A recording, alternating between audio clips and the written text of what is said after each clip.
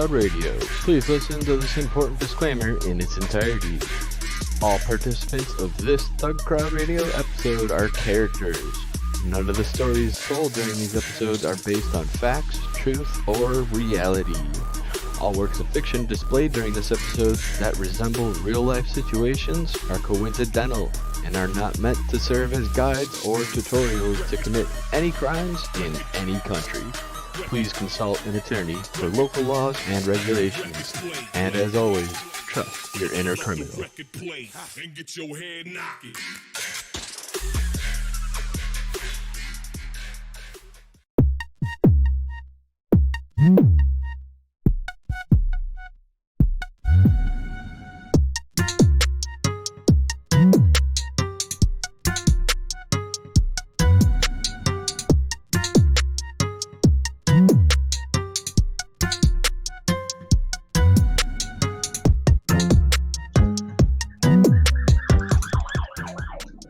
Whoa, hello.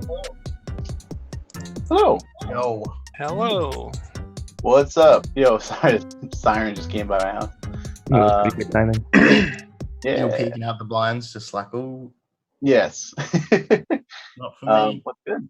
Hi, everybody. Welcome back. Welcome back. Welcome back of the crowd. So hey, everybody. We have a cool show tonight. We're going to be talking all about decentralization, which is something that we value and fear and misunderstand a lot. And so we're kind of just gonna go over a bunch of different stuff. We have Atmos here, who's the king of all this technology here, and anybody in here is. Will not call myself a king, but yeah. I mean, I'm saying that you have quite a lot of knowledge about it, and it's something that I know that you have so much knowledge that it's just like you want to share it all. We have to just basically let everybody ask us questions and just redirect them over to you. But yeah, we went over a lot of different decentralization technologies for platforms, chat, social media, all the things that we use, in our daily lives, that are things that aren't just corporate entities that are trying to steal our data. So should be awesome. But yeah, let's get into it, I guess. Anybody do anything cool this past week? Oh man, waste my time. That was Same shit. Yeah. Always coding, learning new stuff. Yeah, I wrote a sweet Puppet script that built a lamp stack and then installed WordPress. Kill me, stab me in the knees. Rest. Backport to PHP 5 anywhere? Oh, no, PHP 7 was fine, but in the neck, like square in the jugular. Yeah. Well, at least it's easy to redeploy once it gets owned, right? So That's the idea, right? Yeah. just every week, just roll it. No one has to shell for more than a week. Yeah, it's just like www owns everything because that's how the app works. Have fun. Of Okay. course. No. Oh, yeah. Anyway, what about everyone else? Yeah, I was reversing some shitty malware. That was interesting. That's sick. Yeah. Love me some shitty malware. Yeah. Free Fortnite V-Bucks. To be announced later. Man. That's just a hint. Buy me some V-Bucks with that malware, please do. I submitted a DerbyCon CFP. Oh, hell yeah. Nice. What's your talk about? Again. Can you tell us what you're talking about or no? Oh, yeah. Oh, Atmos, you're going to have to mute your mic. Your typing is coming through your Oh microphone. yeah. My tablet was right beside my keyboard. That was the worst place. What's your talk about? About a PowerShell. Well, we could talk about Matrix right now because it's the chat that we are using. I think, again, same as decentralization, there's a lot of misconception with Matrix. They don't know what it do. They think it's a simple chat. But in fact, it's a protocol that aim to bring chat similar to SMTP protocol. With SMTP, you never needed to have the same server, as the person you did want to contact. You never needed to have the same SMTP program, same location. Yep. Which is kind of cool because nowadays there's so much chat. Some people want to keep IRC, they don't want to move. Mm-hmm.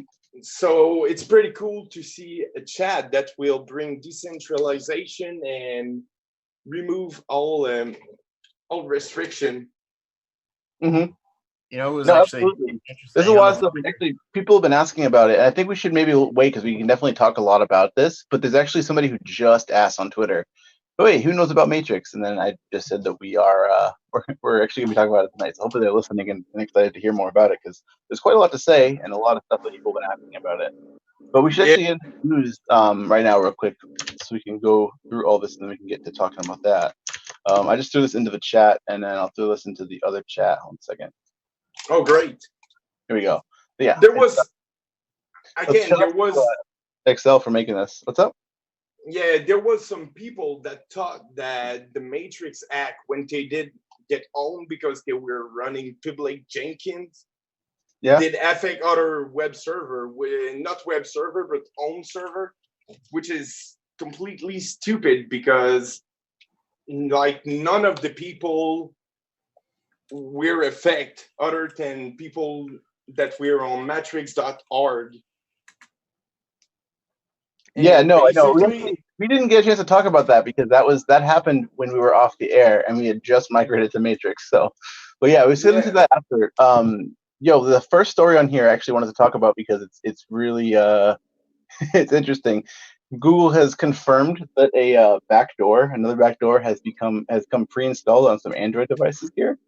And this reminds me of, we talked about, there's another one that happened here before, but my favorite was the Cool Reaper malware that was on this amazing $2 smartphone that I got from clearance at a store. It had some backdoor malware to China. They just plug in right into some Baidu servers, and it's good stuff. But yeah, this is another sort of vendor pre-installed malware on some phones I've never actually heard of. The Ligu M5 Plus, Ligu M8, Nomu S10, and Nomu S20.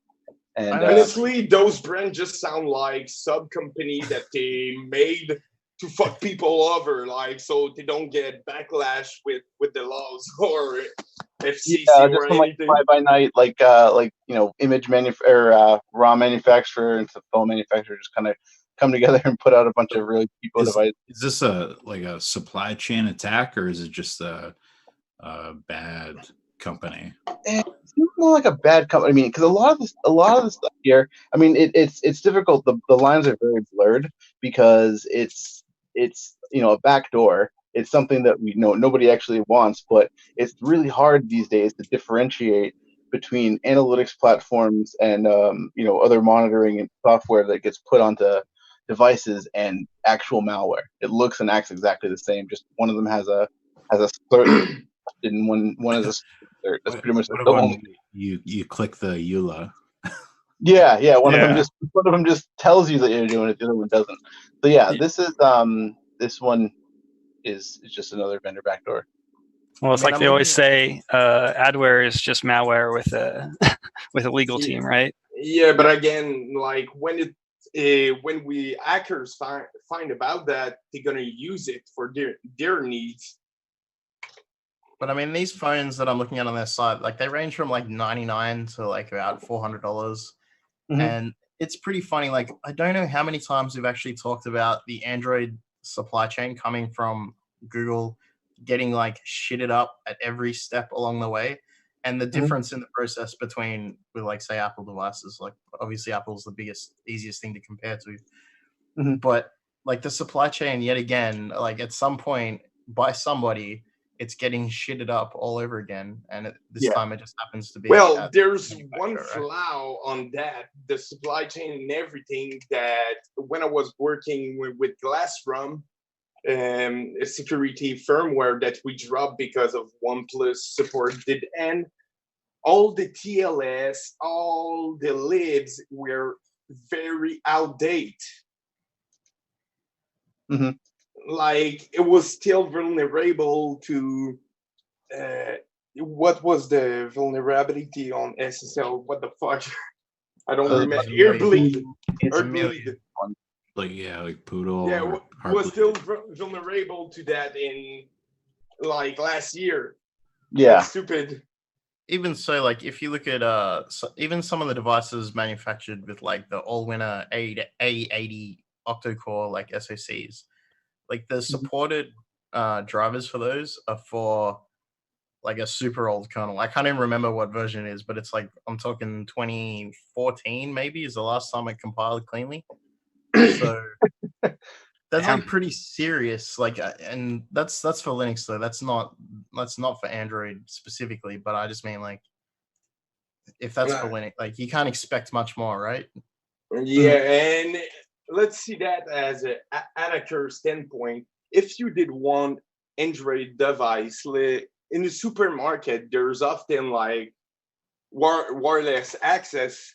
Well, most of phone gets set up on place.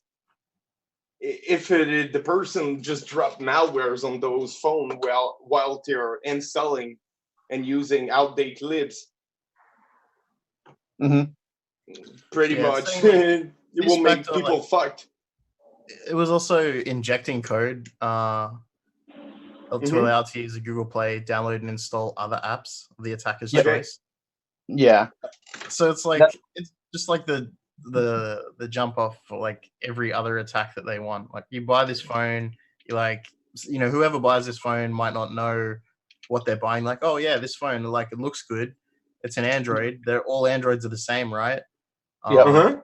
And then the next thing they know, there's like 28 apps that don't have icons. Yep, exactly. Yeah. It's crazy. This also, the funniest thing, I forgot, this is the article that mentions double XOR encryption, which I don't understand. I don't know what, unless they're XORing something twice. It's exclusively exclusive. Or, I think what they're referring to is they XOR against something and they XOR it against something else. Yeah, exactly. But when I first read that, I was like, XORing twice, huh? Like you just XOR it again.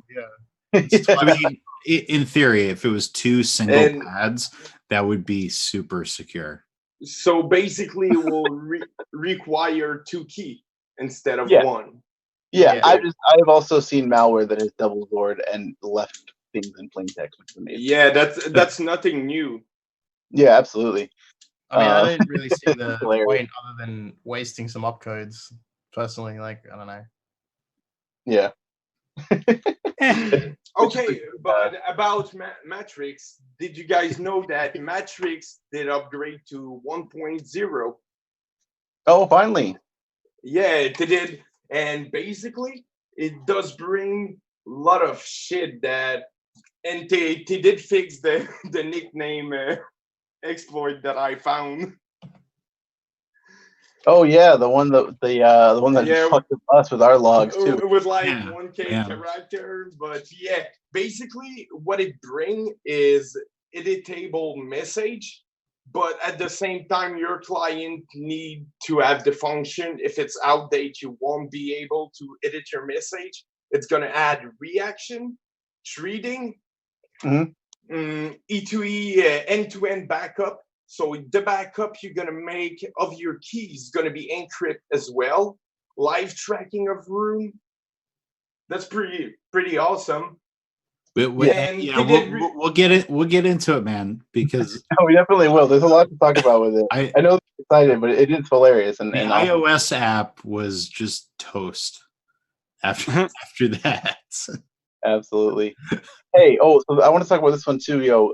The European, the BGP hijack that happened again. This was just like a fat finger, it seemed like, of routing prefixes that led to a BGP hijack. Anybody get any more info about this? This just seemed like there was somebody that had just messed up the way that they were doing the advertisement. Isn't that always the explanation though with this? Yeah. Many clips coming across, like if you're watching BGP Mon, like somebody somewhere in China is doing something extraordinarily fucked up, and no one probably caught on yet. Just know about. I mean, I don't know. I guess like if you guys follow at BGP stream, I think it is on Twitter, like you'll see a bunch of announcements. It's like stuff happens like this all the time. But the fact that it came from China Telecom announcing the routes, apparently, it's kind of sketchy, I guess. Like, definitely. It's like one of those things where like it looks sketchy, but at the same time it's like it's hard to tell. Same thing with the adware malware thing. It's just like it's what is malicious and what is just negligence. Yeah, it might be mistyped, just someone mistyping something, but it sure does happen a lot more often in China than anywhere else. When something does get routed through China, does it get subject to the same sort of like deep packet inspection stuff that they do over there? I think it depends the endpoint. So China have stuff on the outside as well, but I guess who's hijacking and where it goes is pretty important. Yeah, I think this stuff gets picked up pretty regularly, but like we're talking about China this, China that, but like Australia, like there was one time Dodo, which is like a very not good ISP in Australia, announced they had like half of the internet, and the internet broke for like a day. Yep. And I mean, Australia is one of them allied nations, right? Couldn't be malicious, and it was probably fat finger, and it's hard to tell, right? Absolutely. Yeah. It's one of those things where there's like maximum deniability, right? Yeah, but it's all based on it's all based on trust relationships is the other thing. So if you're trusting somebody sending you, the announcements, then you need to like sort of decide, maybe we don't trust these people anymore. So if ChinaNet or China Telecom or whoever are announcing sketchy shit, then maybe we just decide that like someone else has to tell us what ChinaNet have and don't have, Yeah, for sure. It's definitely one of those things. Or also, it's like these systems have been in place for so long, like changing them is almost like unheard of. Like, I think one of the like I'm not a network engineer, but from what I've understand is that putting the BGP broadcasts over IPv6 is one thing that over IPv6 over IPsec has been pretty common to try and migrate away from just having this shit open on the internet all the time. Yeah, for sure. Hell yeah. So the next one's pretty cool. Actually, I just saw this like right before we got on here. This is about Rambly though. It's like an extension of of Rowhammer. It seems like, and it's just a way to basically expand on Rowhammer, basically allowing all of the bit induction and tampering to be more persistent, because there are controls for error correction in memory that are make Rowhammer less effective. And so I actually have not finished reading this whole paper. I started reading the beginning of it, but this is pretty sweet though. Anybody read more into this? I read just a tiny bit of it, but I think like the main thing is it was a big difference between the theory of Rowhammer, where like if you toggle stuff really quickly, stuff happens, to what they said or what they claimed, at least in the main part of the website, which is we pulled an SSH key. He's actually, I'll drop it in the chat, a good XKCD link. So, the XKCD link is awesome. But if you think about these kind of attacks and practically doing them, generally, like from what I've seen of recovering like SSL keys that are currently in use by OpenSSL, is like the target is constantly performing decryption, right? It's like just constantly doing it, and then there's not much else happening on the machine. At the same time, then they're running their attacks, and then they're doing like a scatter gather method.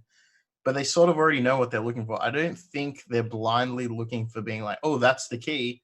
Like, I think they know what the key is and they're comparing it, as opposed to like blindly ripping memory and being like, is this the key? Like every time? I'm not sure. Yeah, I believe it was OpenSSH, not SSL. Yeah, I mean, either way, like you have a cryptographic thing, a cryptographic process that's occurring like constantly in order to make sure that that key remains in memory, right? Yeah, but let's say if the client just doesn't verify the integrity if someone craft the same request and basically just forward or reproduce the same, maybe it will get accepted. Basically, you're sending the public cert and the same information that is used normally. What kind of things could you do to actually monitor for side channel attacks?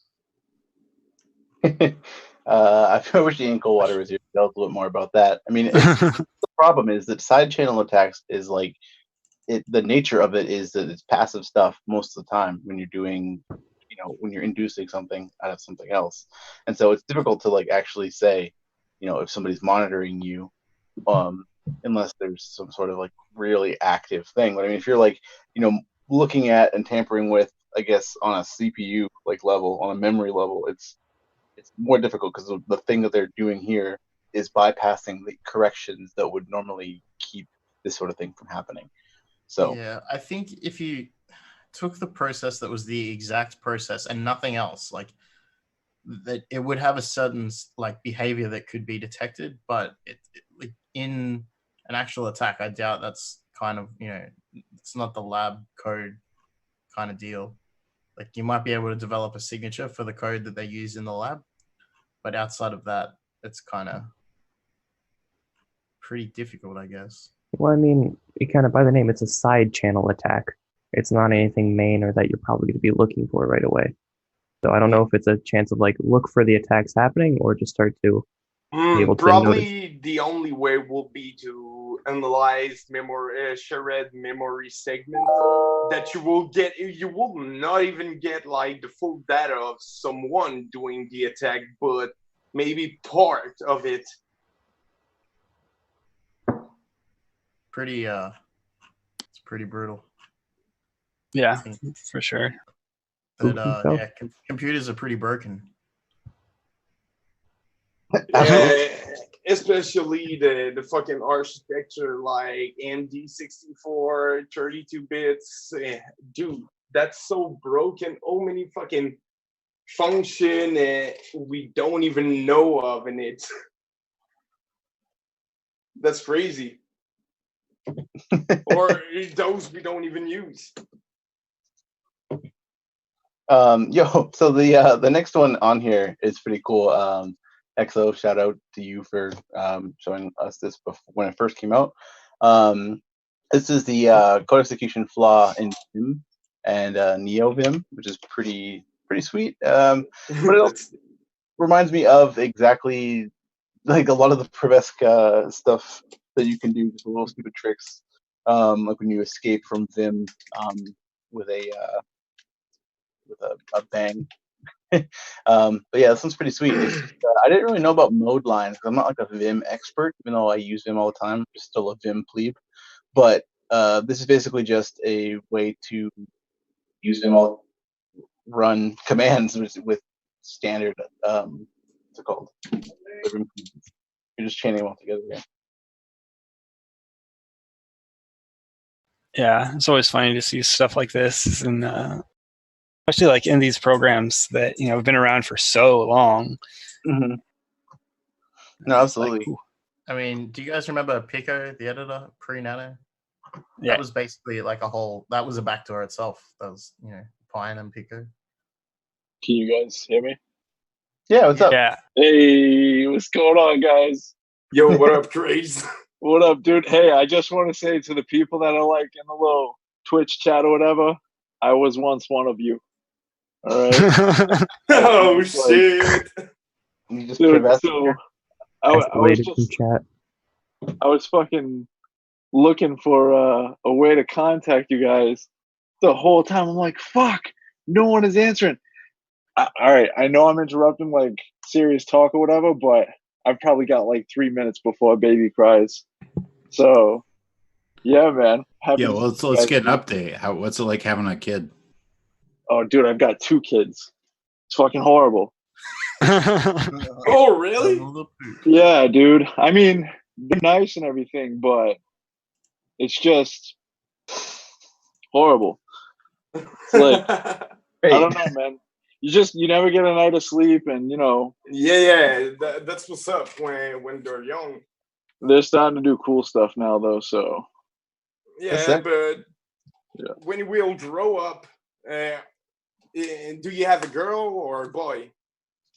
the one that my wife is gonna be having soon is a girl. I've got 2 boys. Okay. Yeah. And we got a house full. Shit. Yeah, dude. Yeah, it's rough, man, but Shit, times goes fast, man. right on. So sorry to derail that. You guys can. I feel awkward now. Oh, no, glad to see you. I haven't heard from you in a while, dude. Glad you Right came. on, dude. Yeah, man. Yo, so the next thing that we actually have to talk about is pretty funny. This reminds me of some real old school shit. So this is comes from our boy Posix Ninja over here, who just revealed like a vulnerability that he's just been sitting on apparently for like 20 years, and he just had it, and he just released it. So basically, there was a what's it called? I'm not a Mac person at all, but I do have this specific iMac that he is demonstrated. The remote access is where he found it first. Yeah. So basically, it's just a way to set up a data channel between 2 Macs, and you can just bypass the authentication entirely. And he just did it when he was a kid and just kept doing it and thought it was funny. And then it turns out to be a legitimate O-Day. So, like, eventually, and because remote access hasn't been around for a while, but CCL engine still exists as part of PPP, I think, is what he was some of the stuff he was tweeting out and put up on GitHub. So I guess like this legacy has lived on until I think he released it at the same conference as someone we covered last week as well. Max C. Oh yeah, Objective by the Sea. Yeah, that's the one. So that's pretty funny. Like 20 years, and he was just hanging out, and but from his Twitter, apparently no one has written a POC for it yet, other than like he's put a little bit out about it, but yeah. I looked for a CVE for it. It looks like either Apple haven't assigned or haven't announced one yet. I assume that we'll see this upcoming in the next roll-up update for iOS, macOS. I love that he says my very first hack when I was 12 years old. Yeah, I think damn. It's just funny to think that like it's just something that's been around forever and you're just playing with. I mean, I feel like it's a lot of the stuff that like people do. It's just they have stuff that they just play with when they were young, and then it just turns out to be something real. Like I didn't know what XSS was, and I used to just XSS stuff all the time. And then I realized that's a real for a thing. long time. Huh? For ages, XSS didn't have a name. It's like, I just put JavaScript Yeah, in. it's just a thing you did. You're just like, oh, just like put JavaScript in here. It's funny. Like yeah, on MySpace it was called intended functionality. Yeah, right. That's where I learned a lot of that stuff from. I used to access everything on MySpace. Shout out But people do not take it seriously. Like when you would show them an XSS, they just be like, "So what? It's just JavaScript." Fuck yeah, it's supposed to be doing that, huh? Like, okay. yeah, when like 80% of websites still use jQuery. Mm-hmm. But back when JavaScript was just just for making things animate. Dude, to make your page rumble, like one of the coolest deface pages that I saw back in the day, I remember was like High Tech Hate or some group, I don't know. It was like, I think it was like a Fear Factory song or something.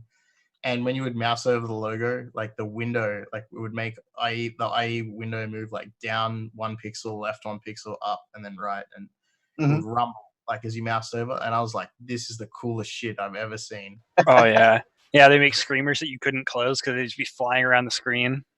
Yep.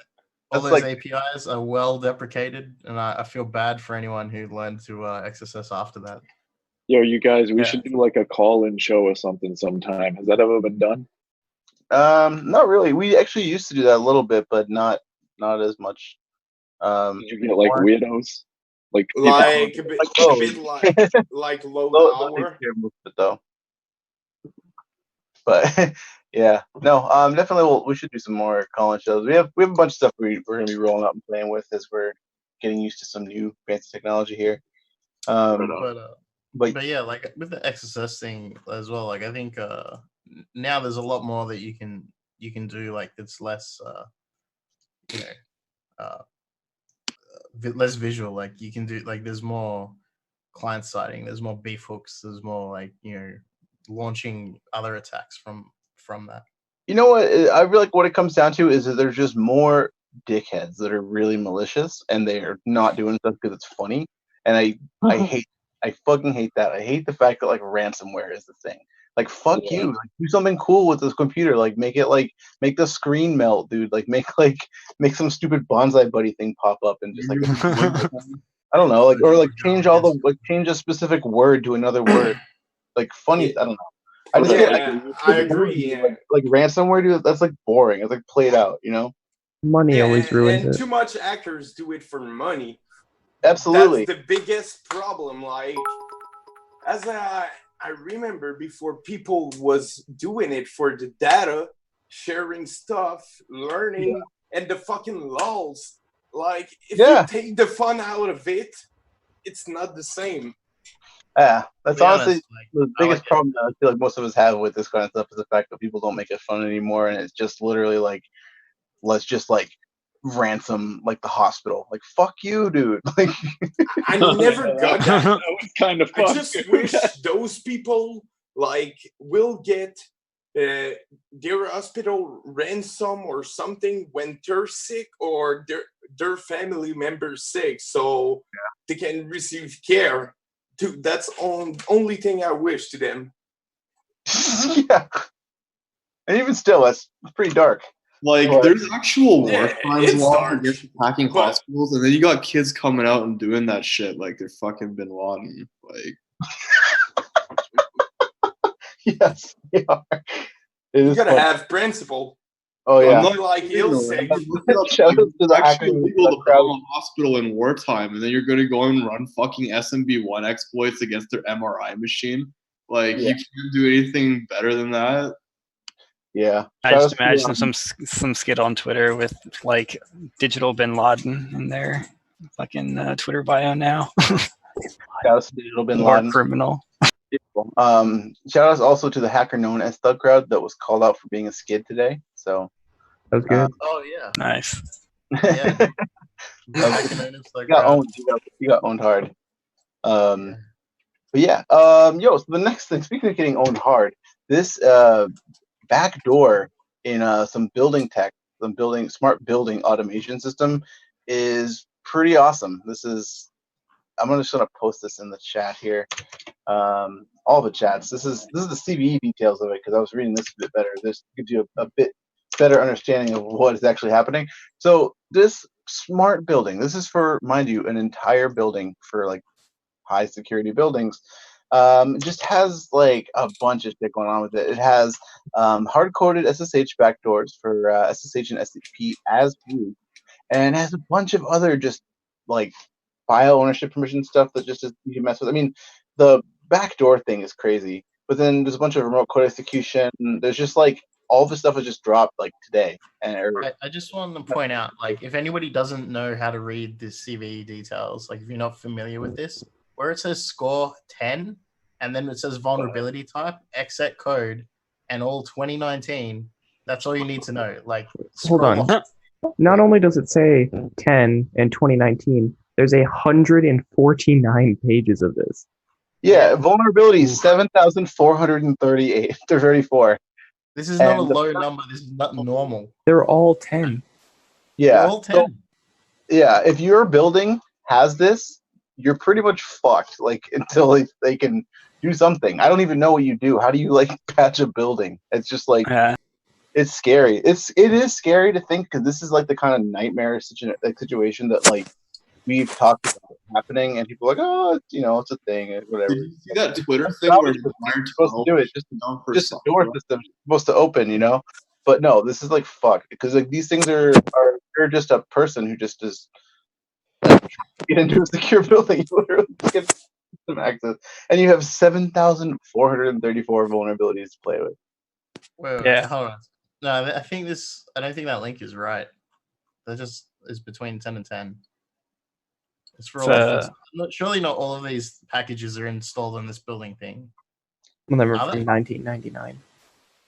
Oh, you know what? That's the wrong link. You all just Wow, I am endorsed that, and I was reserved. I literally just thought because you know what, this thing here with all these 10s, this looks like a an Adobe update. So yeah. That's what I was like, sorry, I missed. I completely clicked the wrong. I am so sorry. But there are a bunch of very highly rated phones. There's at least there's more than 110 in here. Yes. Yeah, okay. ransom your doors shut on your office. That's the real one. Sorry, yeah, that freaked me out. I was like, 7,000 bones?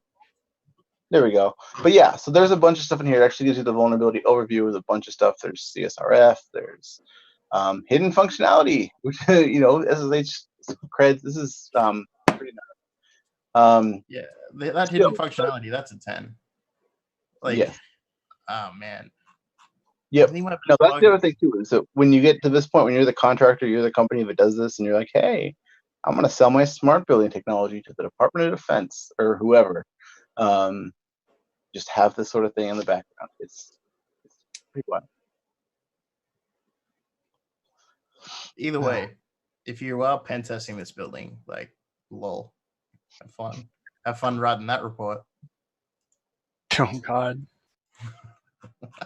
Yeah, don't report everything. Just report one this month, and then wait till next month rolls around.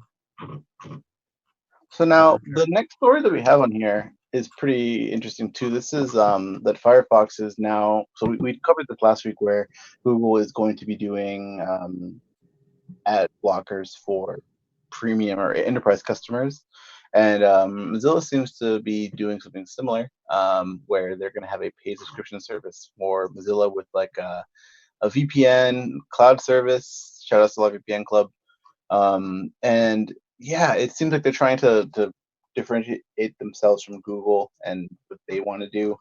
But then I'm thinking about it, do we want our browsers to all have a premium feature with loot crates and shit? I don't get it. No, I don't want to use again. But there's one of it says they're going through it says that they're at least on the image that they're literally just selling Proton VPN. Yeah. And cloud storage. I mean, I don't know. It's weird. But at the same time, they have bills to pay. And basically what they rely on right now is Google ads. Mm-hmm. Do you see the pattern? You yeah, rely absolutely. on your competitor to make money. Mm-hmm. It's a good point. It's a balance between ad revenue and now other forms of revenue. And I guess we just have to see how this plays out. Maybe it's worth, getting away from that ad I help. prefer knowing the person, the company doing selling a service instead of determining user data. Mm-hmm. No, I mean it's a toss up. I mean, I would definitely rather pay for something, but it's just if every browser, I mean, Mozilla and Chrome are the two biggest browsers. So it's if you're both of those become paid in some way, or most of the functionality happens because it's oh yeah, Well, just gay as fuck.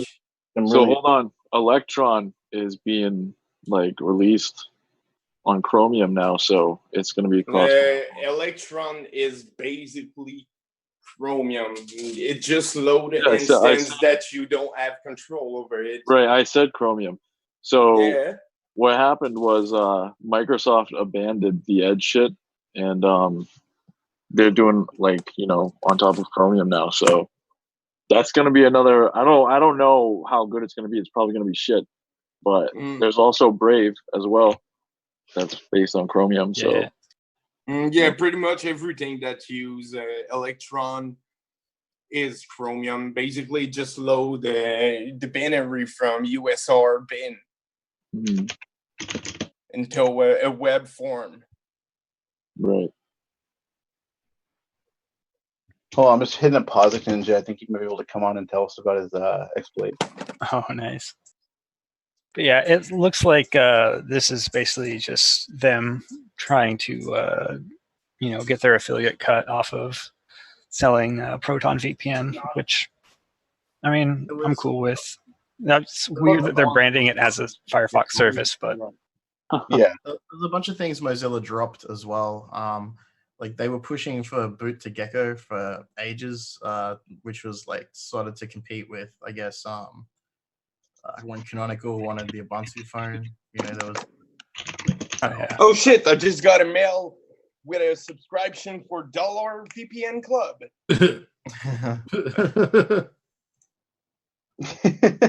Dollar VPN Club is killing it. They're going to be having probably a browser extension coming soon. So keep thinking about that. The next one here is also pretty cool too, or not cool, but interesting. About schools deploying some massive digital surveillance system. So, like, we've heard about this in certain off cases, but there seems to be more of a rise in wanting to actually do this.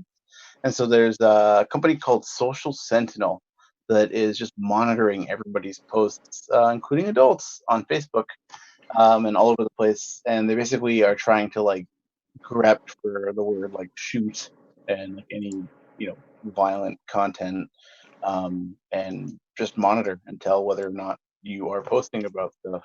So, yeah. This will be hacked. People who decide this shit is a good idea need to reevaluate their fucking life. It's weird. It's pushing like the surveillance state like further and further and further. But how practically how's it gonna work? Like a lot of these people, like I saw someone like on the news the other week saying that like trolls need to be brought to justice. Like, can you imagine like a case where you have like a judge and then someone comes in front and says like he called me a dickhead in League of Legends, like this, like it's never gonna work. It's like the same kind of thing. Like you're gonna put out like all this infrastructure to monitor all these people to try and find all this shit, get a bunch of false positives, and out of all the things you might find, it's unlikely that you'll actually find what you're looking for. Yet you like to gain the thing that you won't find, you lose like all the freedoms that come with internet. Yeah, and it's one of those things where like when you deploy it in this fashion, right? Like it's one of those places where it's easy to deploy because if you're against like the surveillance, then you're for like school shooters or whatever. You know what I mean? Yeah. So I mean, it's one of those things where they create this false dichotomy in order to deploy like surveillance tech, which is like you see all the fucking time. Like, just unfortunate. Like, but what I would hope that if that comes out of this is that kids at this, like, kids at school who are under this surveillance state break into it, as long as it's not a crime. Dude, that's We're not just endorsing stupid. Crimes, but learn how to hack. It's good for you. Just think about it. How much stupidity you did when you were young. Like, that's stupid. The school is not a place that they should enforce like big surveillance. It's just, I don't know. The person that did decide this probably had the shittiest childhood of his class. Like, I bet he was bullied. Got bullied. Yeah, all his fucking school. So he's like, oh, dude, I'm gonna monitor school to prevent those fucking bullies.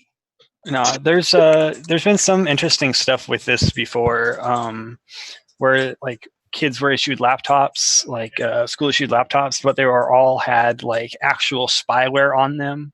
Like, yeah, I mean, I used to have a proxy that monitored. It would block shit. I'm sure. Well, they should start by hiring like someone the insecurity that know his job, because from my experience, what I saw is they just hire like stupid ass people because they have one cert that people don't have. I mean, I think the real problem with, if you're looking for school shooters and stuff, maybe you should hire some counselors and talk to the kids.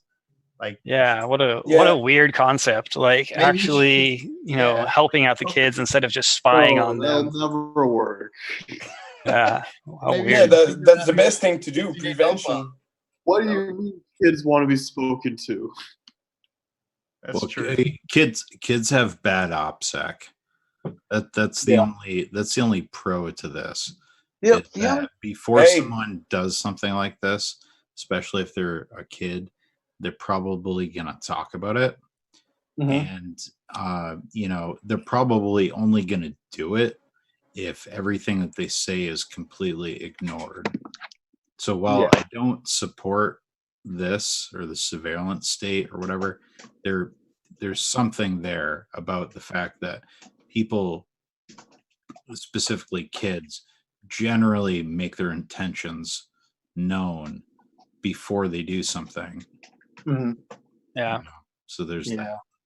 There's so much nuance to it though, and it's like the other thing that sucks is that like if you're a kid, I mean, who didn't say stupid edgy shit when they were a kid? Like it sucks if like you get reduced to like, oh, you shared like an edgy meme because you were mad like because you had to take out the trash or something like, and then suddenly you're just like suspended. Just like okay. I mean, like I made a Quake 2 skin of myself and my friends also that we land with. We made Quake 2 skins of ourselves. Like, so technically, we were blowing each other up with rocket launchers, but that never meant, that we're going to shoot anyone. Like, so that's really weird, right? Like to think about it, like ultra violence, like first person shooter as real as it got for back then. Yeah. But yeah, I mean, it's, it's so weird to think about. Like these days, it'd be like, "Ooh, you got a Quake 2 skin of someone from school. You're gonna shoot people." Like that's ultra weird. No, I feel like a lot of stuff just like kind of gives like a lot of pretext to stuff. I mean, honestly though, there is a lot of real shitty school shooter memes and school shooter glorification that sucks, and it's fucked up, and there's a lot of really shitty people perpetuating it. But it's not by like I just feel like by instilling like just the paranoia of what if it's the wrong meme that my principal doesn't like or whatever. What if like it could be anything. I mean, they're literally those kind of companies that monitor stuff like that can just put in whatever filter they want to, and so like they can filter out if you're gay or whatever, like, have any political belief or something, like whatever it is. That could be grounds for suspension. And it's like, I don't know. I mean, cops have been, TikTok is like 50% cops, so like I get it there, but it's like I don't know. It just seems like unnecessary extra pressure for kids, and it's like teaching them like, hey, what you post on social media like is not, it's gonna follow you and stuff like that, but like consistently monitoring it and having infrastructure and paying a company to monitor your students just seems like overkill. I don't know. Yeah. But what happens in the case where this company gets owned? Like, what data are they storing about like a bunch of minors? Shit in like a text file, dude. It's like, yeah. Well, but I mean, so say kids are posting stuff, Discord. Yeah, like say they're posting inappropriate stuff, which happens with kids, and now this company's like storing it. Like that's kind of like I don't know, in a breach. That's some things that the people who are sharing it weren't expecting to ever get out, right? And now because of surveillance, it could potentially get out. That's going to be like a really weird mess. Like I don't see that. Yeah, and there's also been a lot of things like this where, right, you have to like give them access to like certain things that wouldn't otherwise have access to. Yeah, right. I mean, so it's like in that case, get like their full name, email address that they probably know, date of birth, pictures of them, school pictures and shit. Like that's just like, yeah, it's just given. That's a profile that you can use to throw someone. Like the only thing missing is like his CVV and maybe his bank information. But the thing is, if a kid gets compromised while they're a minor, like right now, so say this company collects a bunch of details about an 18-year-old. Say they're like say they're like a 14-year-old, right? And they get hacked in like 5 years, and they still have that data. And all of a sudden, they're eligible for credit cards and mortgages and like all kinds of stuff, right? So like, think about the future. Like, where does it go? Like today is a problem. Tomorrow is a bigger problem. Blockstack solved those problems. Yeah. No, I mean, I don't know. There's a lot of problems that get created out of trying to solve problems like this, and we all know that the ultimate solution is literally get better mental health for kids or get mental health services for kids, and that's pretty much it. Just like mental health. Like literally, that's it. You don't have to monitor the kids. You don't have to put a gun in every classroom. I don't know. We don't want to go too deep into it, but it just seems like it's just another thing. Like, just surveil the kids. Make whatever data that they use. That's just wrong. I guess it's an abstraction of like keep an eye on the kids. You know what I mean? Like, make sure they're not playing with knives or anything because they're kids and it's dangerous. And it's just like abstracted that out to like, oh, surely this will work with communications and the internet. Well, as you know, it takes a crowd. So let's get into the next story here, which is about Troy Hunt looking to sell Have I Been Pwned? Another amazing thing here. Have I Been Pwned is trying to sell it. Sale. My first comment is how a lot of people said it was okay for him to be doing it because it was for ethical purposes, and now he wants to fucking sell it. Look, there's people who have gone to jail for the data that's in his damn dumps. And every time there's a leak on raid forums or some shit, everyone asks him like, oh, Troy, quickly, like, get this data up, and people have go to jail for selling data.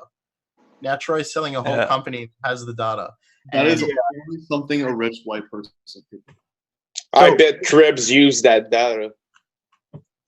Yeah, but is it like, so the data that is in Have I Been Pwned, like, is it really a good indicator of compromise to say, hey, your email address has been in this data, like known data dump, or is it better to build your model around that it's already possibly out there? Do something about your passwords first, like use password safes, things like that. Like rather than be like, retroactively be like, now that we know that we've been hacked. Mm-hmm. Yeah, that's what we do with Devolution software. Basically, they have around 10 ways to get different notification for their compromised mail, for the access to other service. You can monitor your server, and that's pretty useful. Mm-hmm. I think it should be like a default for every mail provider or website to say, hey, your path's been leaked. Yeah. As part of like the mandatory data breach laws that have come in various areas. But like the fact that he's got it all and now it's all for sale, like it's all for sale. Like think about it from an attacker's point of view, right? Wait, is it all for sale or can I just buy a couple passwords that I need? Dude, it's been aged that data brokers sell information, but most of the time you need like a business LCC, like a valid enterprise name. But so say like as an attacker, right? Have I been pwned? Go to Have I Been Pwned, type in target email address, right? Here's a list of dumps they're in. Open bundled onion browser. DuckDuckGo name of breach. Like, thanks. Yeah. Like that's really like as somebody like on an offensive side, that's really useful. As somebody on a defensive side, it's like way too late. Once you're in there, too late. Yeah, no, it is true because when time it gets to Have I Been Pwned, it's already been pwned. Like, but it's been pwned and sold, and now like it's been chewed up and digested already. Yeah. I mean, by the time it gets to that state, right? It's like if you're an attacker and you're getting data, like you're going to whatever you want to use that data for, you're going to use that for that purpose before you sell that data. Like that's just the way it is. So by the time that data gets out there, like the real scary stuff that you could have been done with it's already, that time is long past. Yeah, and like some of the other things, like the features where it's the integration with, is it LastPass, I think, where it tells you if your password's in a breach. It's like, so there's a huge list of passwords somewhere already. How long does it take before we just put every combination of every ASCII character into a list and be like, this is the word list? It's like, that's called a brute force. Yeah. At some point, it's going to grow that big. And how long is that going to, like, it doesn't really make that much sense. If I have 32 bits of entropy or more. Like, if I have, I don't know, 128, 256 bit, password, like, is it going to get cracked on, like a 20 pass bcrypt? Like, probably not. Yeah. So it's not in that dump anyway, but like it's in the database as a hash, but it's not going to be the same hash because it's bcrypt. Like, it's crazy. Yeah, I mean, I think with the service that Giles, is it Giles or Gillis? I don't know how to say his name. He'll be able to tell us. But you send part of the hash to him, and it returns anything that matches that hash, which is a pretty cool feature. And I mean, I think that the notifications of passwords appearing in different breaches is a valid service for a lot of people. Like more lay people than anything, just as a reminder, I guess. But it's, I mean, if he's selling that entire engine that does it, then that's pretty cool, I guess. Maybe that can get integrated into something. But I mean, I guess, yeah, a lot of the stuff that is already, out there in this database has been out there forever. I mean, you'll look on there, you look up an email, there's stuff. It's like, oh, the Twitter MySpace from breach. 2013, like, yeah, breaches from like 10 years ago. It's like, someone hasn't gotten into us already. I mean, they can have the account, they can have the Hotmail. Like, but the ICQ number is yours, 5 digits, friend. You have been found in Rockview. But what I guess how would you like this data actually presented then? Because I mean, there's stuff's out there, and we all say, oh yeah, it is out there. I mean, we can go and download it. There's going to be some mega link somewhere, some open directory somewhere where some kid has the. I mean, it's going to be on Pirate Bay. Like, that's how. Like, not all. I mean, not everything, but a lot of the large breaches are already compiled on Pirate Bay. Like, it's that easy to get a lot of the like big breach stuff. The smaller breaches, I guess, is you might have to look a little bit. But yeah, the thing is, if you keep it private, like, so Troy said a couple of times, he doesn't keep the user list with the password list, but he's selling this whole service. So did he destroy the original data, or is that somewhere still? Like, is he selling that original data with this service, or is it only containing his sanitized data set?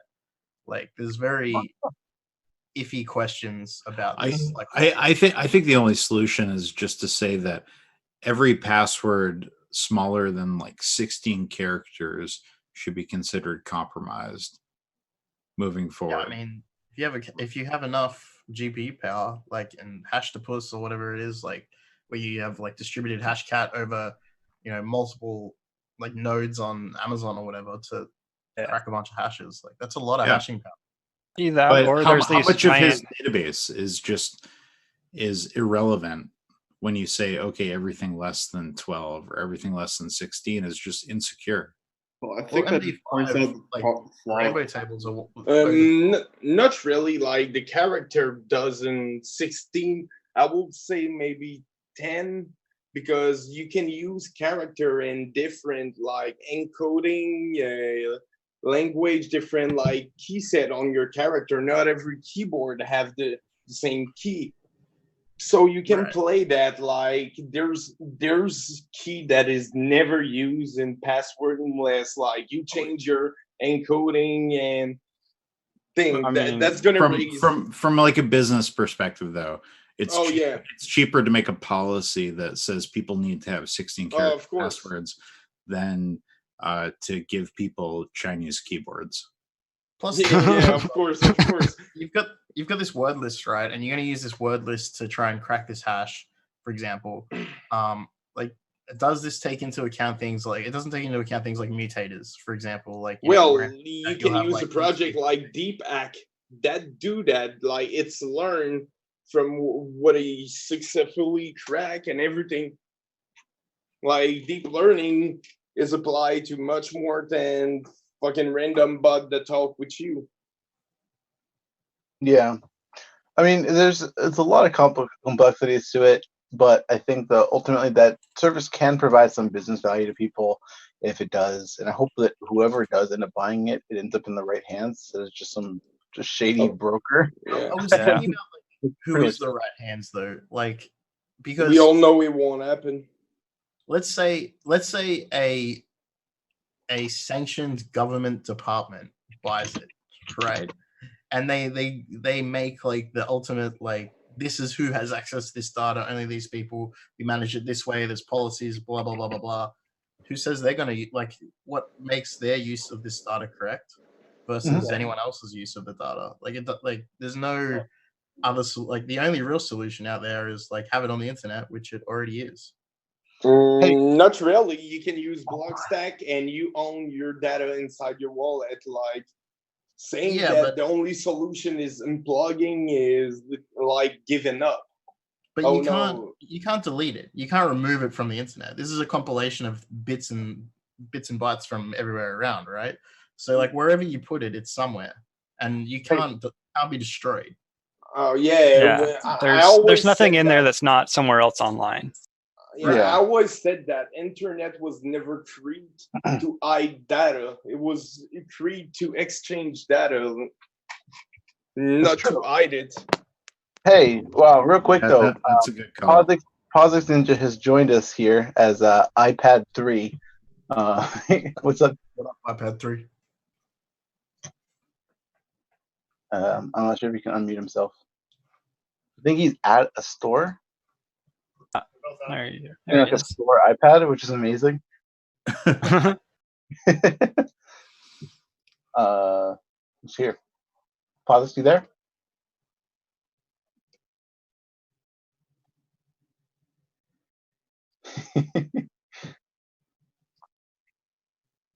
Hello.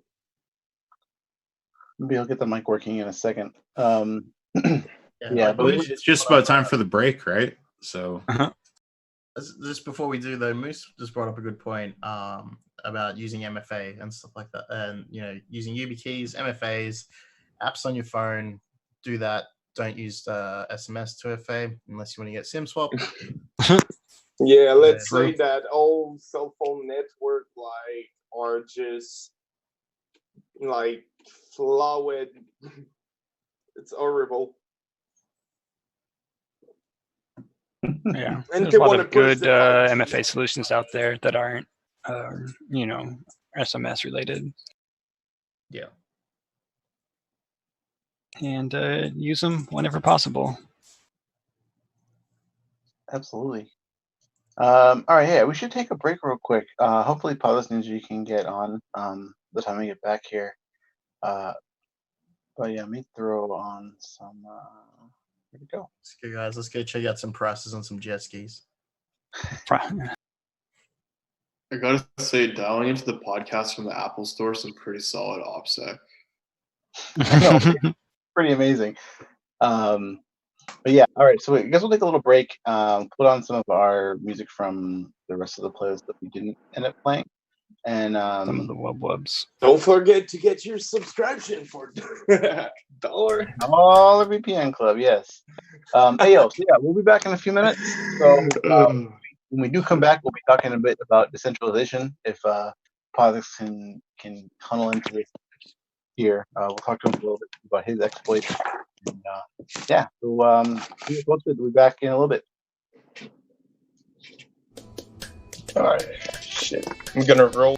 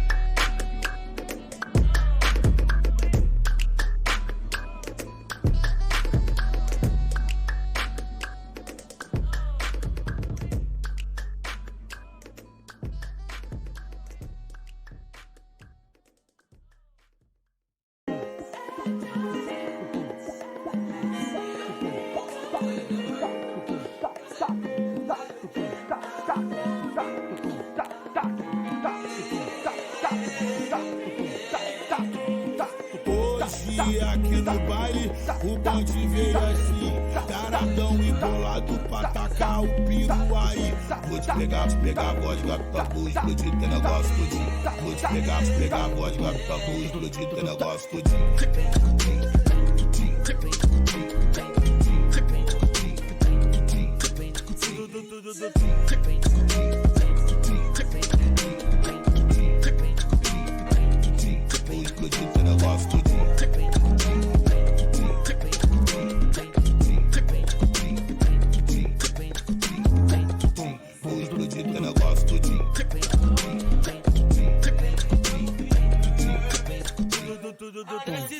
Desce, sobe, no baile, desce, sobe, no baile do Elipa, desce, sobe, no baile, desce, sobe, no baile. Você quer, você quer pra mim, você quer, você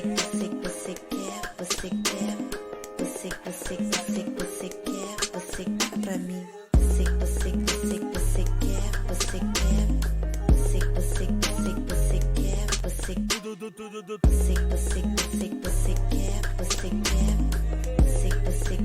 você quer, você paga pra mim.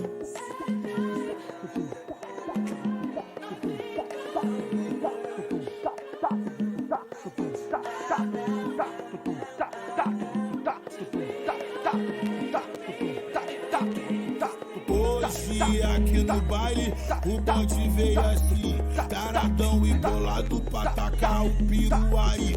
Vou te pegar, vodka, tabu, explodir teu negócio todinho. Vou te pegar, vodka, tabu, explodir teu negócio todinho.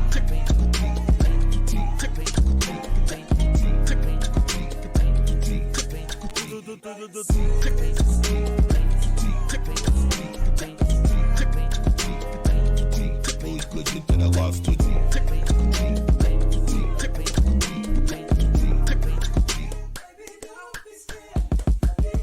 Vou explodir teu negócio todinho. Vou explodir teu negócio todinho.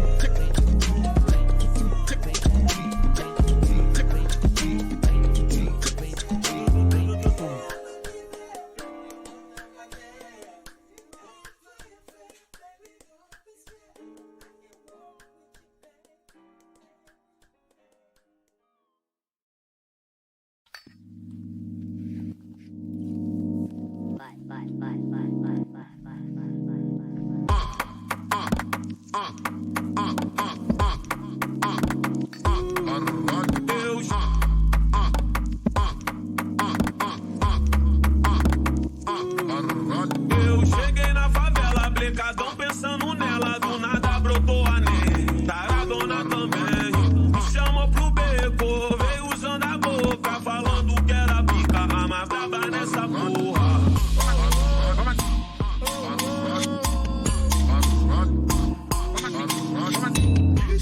Convoca as piranha que hoje vai ter suíte. Convoca as piranha. Tá no perreco furado, para com essa palhaçada. Eu já tô ficando puto.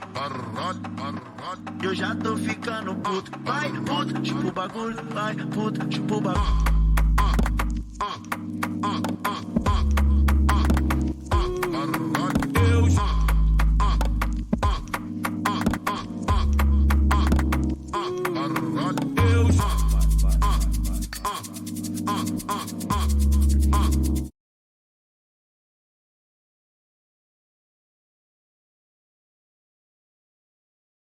Yo. Oh, hello. Can everyone hear us? Yo. I think you can hear us. Yeah, sorry about that. Turn off the music before I unmuted us. But yo, we're joined here by Physics Ninja off of an iPad at a Apple store. What's up? Not much. Trying to get my keyboard fixed. Yeah. It's just funny that like you talk at a conference about Apple stuff, and then you have to go to the bill and wait in line like everyone else to get your keyboard fixed. Actually, it's a little more complicated than that. Plus, I broke my computer a week before that presentation, so it was pretty painful. Yeah. I'm surprised I didn't freak out, but no, I actually got here. They said the next appointment would be next week, and then I told them who I was, and they said, "Okay, we have one in 2 hours." So here I am. So, do you want to tell us a little bit about what you presented to the conference? It was basically an exploit chain I worked on back in a couple years back, 2017. Okay. Full root exploit chain. It was very simple, but a beautiful exploit chain, to the point where the exploit would be triggered before the user even logged on. It would, if it failed, it would continually be re-triggered. Like the modem would try to redial if it failed, and then the thing which actually handled the modem communication actually did not print any crash reports at all. So no one would have known if it failed. Nice. I noticed there was some reference to PPP. So I can assume that, or can I assume that the leftovers from like OS X, whenever it was originally introduced, is left its mark in the version that you recently exploited? Oh yeah. I mean, it was still using Pascal strings. Like, there was comments saying like, okay, we're taking a core foundation string, we're casting it to a Pascal string and then to a C string. Like, sorry, hope nothing bad happens here. It was pretty bad. That's some legacy code. Yeah. I even asked QWERTY to help me with it, and he told me, hold on one second. Oh. But yeah, straight out of the Apple Store. I don't know if he'll come back or not. It seems like This is hilarious.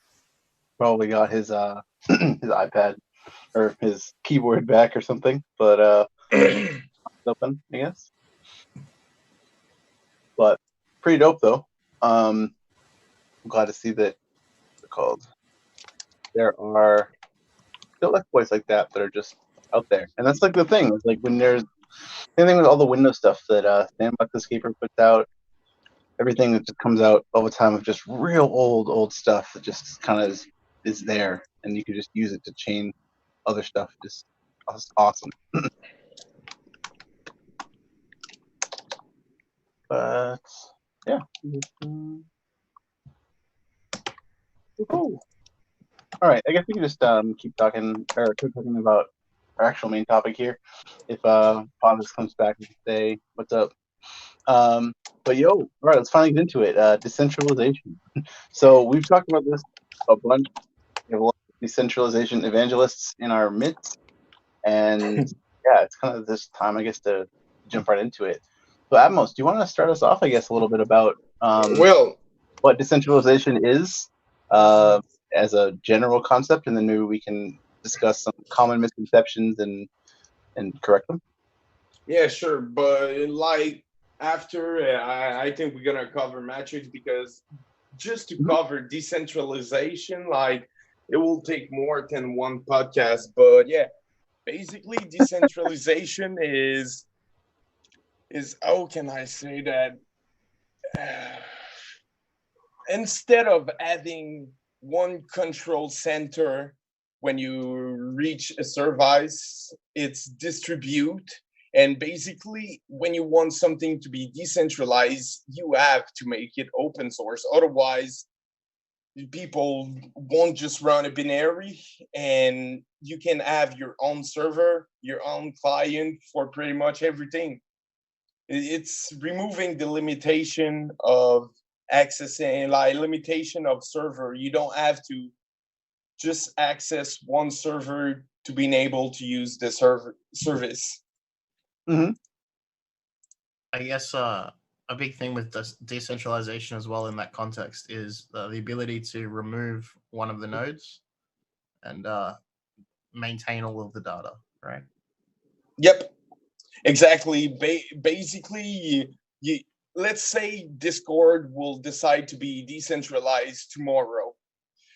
If you will register on Discord, they will probably ask you on which server you would like to register or peer with other, because there's different way that decentralization works.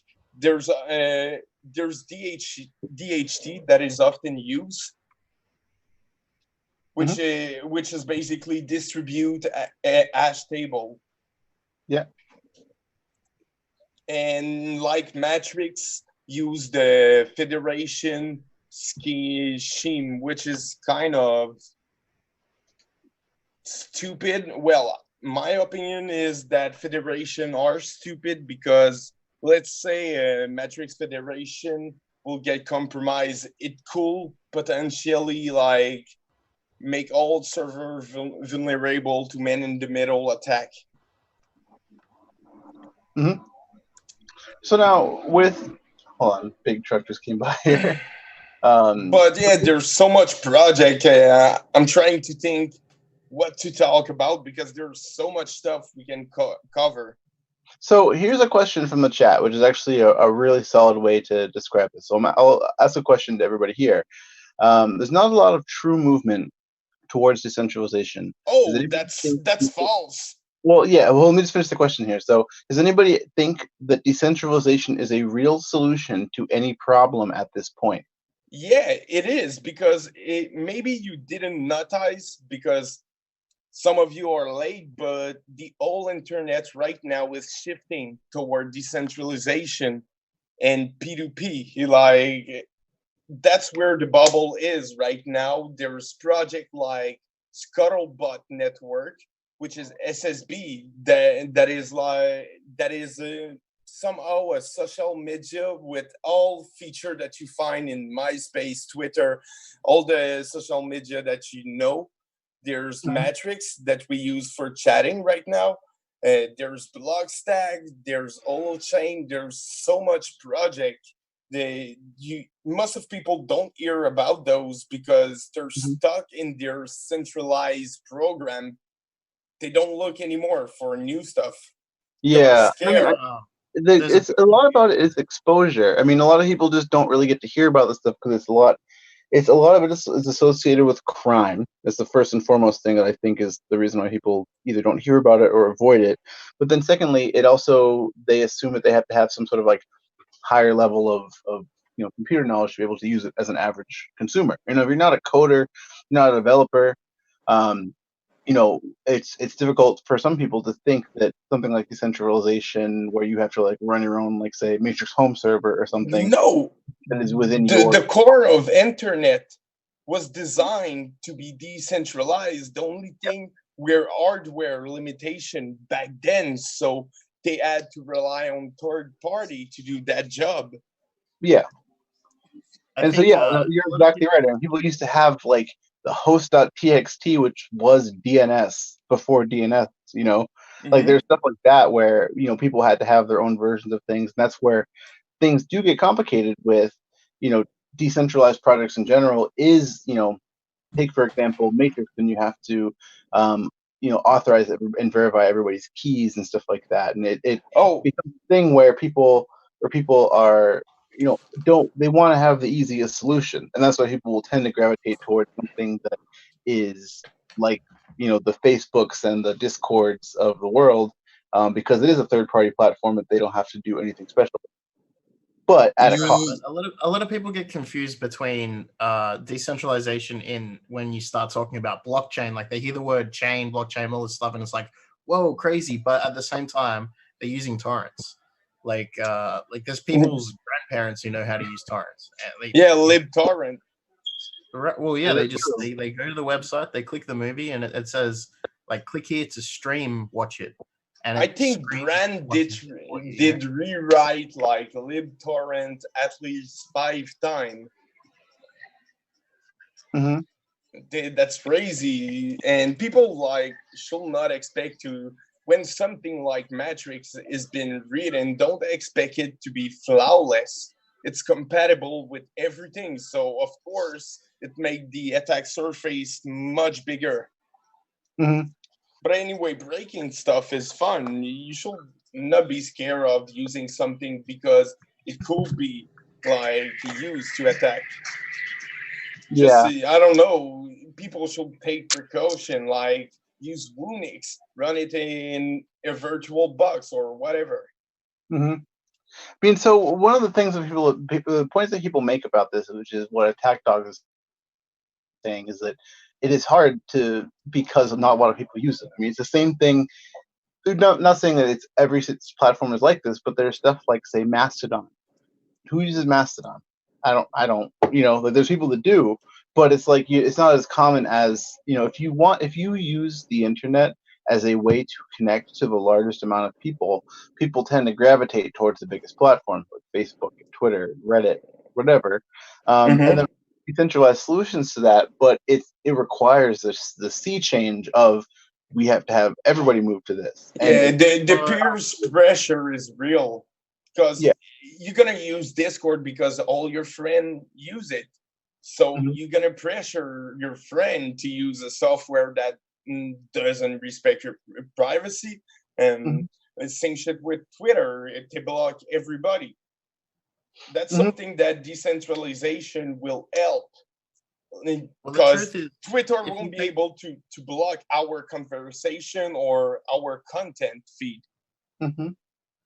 If you take that software though, and you compare, say, Mastodon and Twitter to somebody who's never used either, they're not going to know the difference.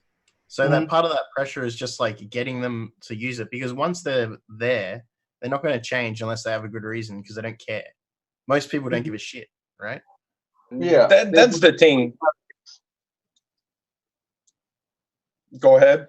I'm just saying that they just want to see the funny cat pics and the memes and the news. I mean, people want what is relevant to them, and they look for the path of least resistance. But I mean, I guess the question that I'd ask you, Atmos, and anybody else here, obviously, who's a proponent of decentralization platforms, I'm gonna open the Twitch what chat. are some of the common misconceptions that you would? What are the top misconceptions that you would say that a average person has about this kind of software? You know, we talked a little bit about, like, you know, it's hard to use and things like that, but is there anything else that you would say is a barrier to entry for people that may or may not exist? Well, I was talking to someone about Scuttlebutt today, and I just presented it like, hey, you know, how would you feel about a social media platform where you can interact with people like Facebook, but there's no central authority? And I was surprised that their response was, oh, well, I don't think I would like that, because that place would be full of Nazis. No, that's false, because with decentralization, you don't have to rely on a third party to block that. You don't want that, you just don't have to sync with it. Like Scuttlebutt, it's required to be on the same hub, which you can leave after you did peer with your friend, and to sync with the user, and you decide which content that you want to sync with him. So if you don't like Nazi content, it's open source. You can even set a flag that will prevent you to see such content. Yeah, that is true. But what were you gonna say? Well, I was just gonna say, like, that's true.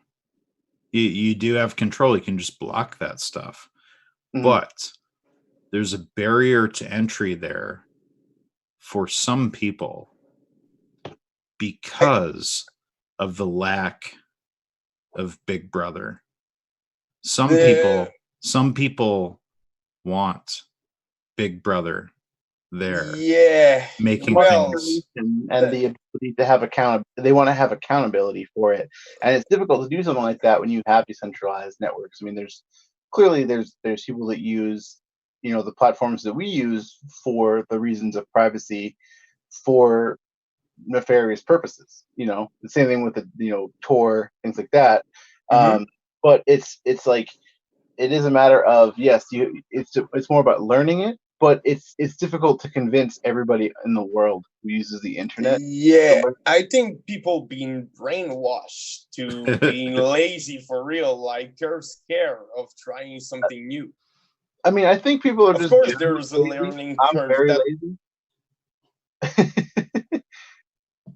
yeah, But I mean, well, it is tough for people. Yeah, with what you were saying, Remy, though, to trust in being in a platform or in a thing where, one, it is open source, it is newer technology, and it's not managed by people. Like, if, say, well, let's talk actually about when Matrix got hacked, right?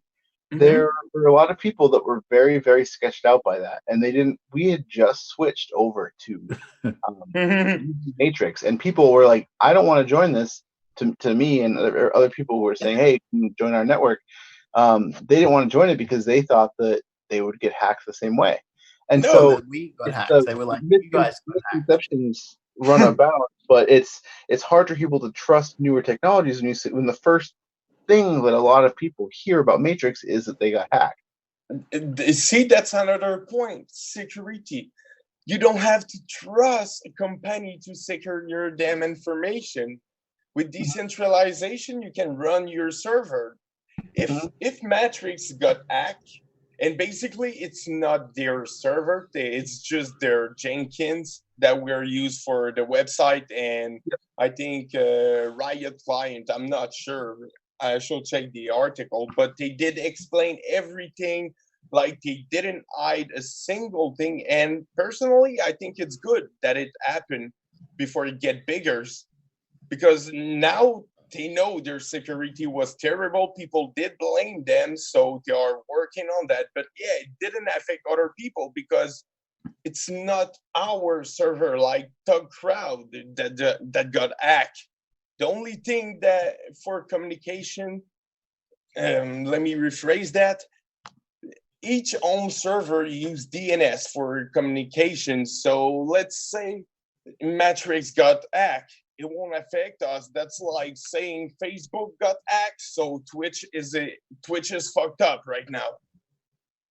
Yeah. So there's actually some good chat happening right now in the Matrix chat window here. So Plasmaz had said that it's worth reading some of the stuff written by people who do moderation at Facebook.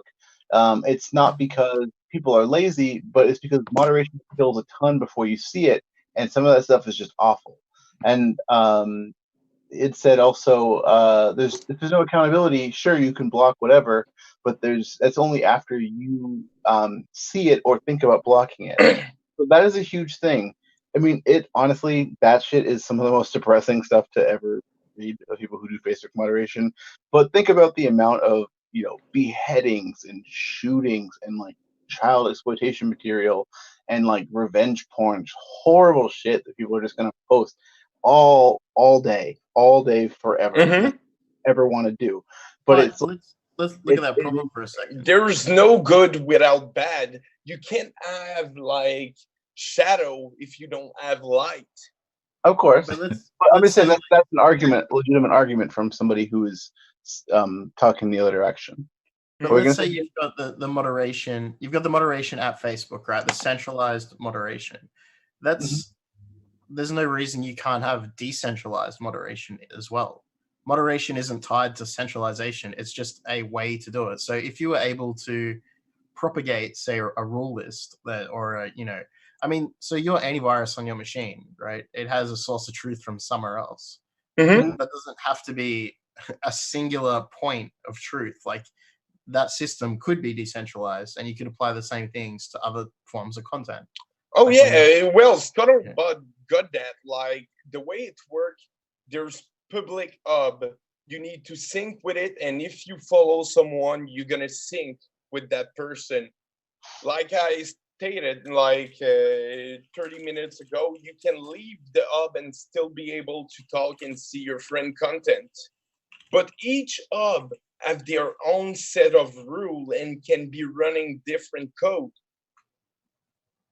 Yeah, and we have something similar with Matrix, where we choose to federate with other servers. So if there's a server that is just like an asshole server, eventually the people running the servers are going to choose not to federate with that. Yeah, you can blacklist particular nodes. You can blacklist links to particular nodes. So if a message, if you're two hops away from another node and that message originates from a node you've blocked, you won't get it through that node, for example. Yeah, and you can block it as well at DNS level, IP table, if you really don't want to. It also applies to like other things, like say, for example, your torrent client has a block list usually for, DMCA known, hosts, whatever, or as well for like cryptocurrency. A lot of the time, if you're running a full node for a wallet, like that's a way off the internet and only accepts, connections from certain hosts. Like you pull them out as part of your singular architecture for your domain, and it's still decentralized. If I could tear down my straw man here, going back to the argument about the Nazis, what I wanted to say was like, yeah, well, that's I understand that you don't want to see Nazi content, but today maybe the things you have to say are not controversial. Yeah, but in the future, you may have things to say that are controversial, and the aspect of resilience against censorship may be more important to you in the future. That's a very good statement right now, because that's the thing. You can't judge content from someone else that is posted on the internet, unless it's child porn, of course, because otherwise it's attacking like freedom of expression. Everybody should have their rights to say bullshit if they want. I mean, the internet's been full of bullshit, right?